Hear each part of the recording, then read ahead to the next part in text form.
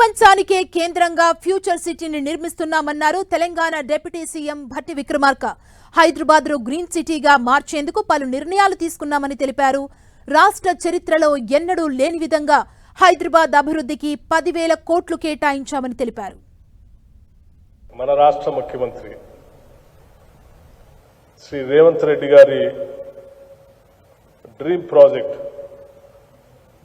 Future city, దానిని net zero సిటీగా చేయటం కోసం ఇప్పుడే ఎంఓయూ చేసి మీ అందరి సమక్షంలో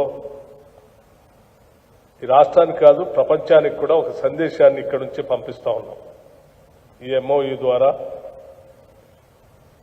మొట్టమొదటి నెట్ జీరో సిటీగా ఫ్యూచర్ సిటీని తయారు చేయబోతున్నాం. బిల్డర్స్కి ఈ రాష్ట్రంలో ఎటువంటి ఇబ్బంది రాకుండా చూసే కార్యక్రమాన్ని ఈ రాష్ట్ర ప్రభుత్వం తీసుకుంది. ఎవరైనా మేము చాలా స్పష్టంగా ఇచ్చాం, ఎవరైనా కొద్దిమంది కావాలని రకరకాల తప్పుడు ప్రచారం చేస్తే కూడా we made it very clear, this government is very very particular and committed for the development of the state and the city.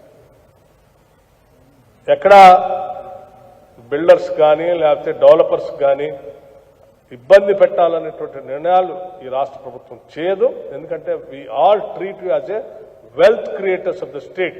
What I feel, Hyderabad is a paradise for the builders.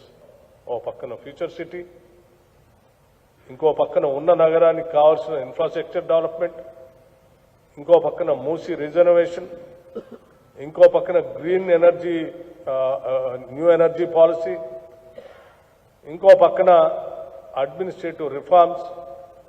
ఇవన్నిటిని మేళవించి ఈ రాష్ట్రాన్ని అభివృద్ధి చేస్తూ ప్రపంచ పటంలో తెలంగాణ రాష్ట్రం అనేది ఫాస్ట్గా రైజ్ అవుతున్నటువంటి రైజింగ్ తెలంగాణగా ఈరోజు దేశంలో ప్రపంచంలో కనపడేటట్టుగా ప్రణాళికాబద్ధంగా ఈ రాష్ట్రం ముందుకు పోతా ఉంది.